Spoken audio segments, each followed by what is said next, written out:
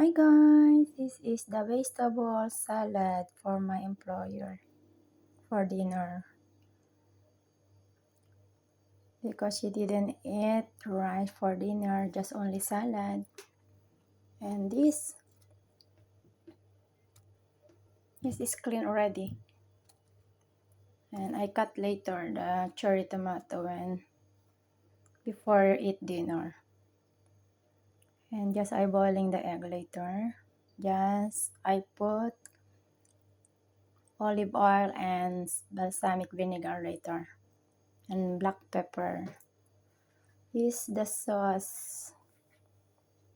This is a healthy food, guys. Thank you. God bless. We have corn also. Corn and blueberry.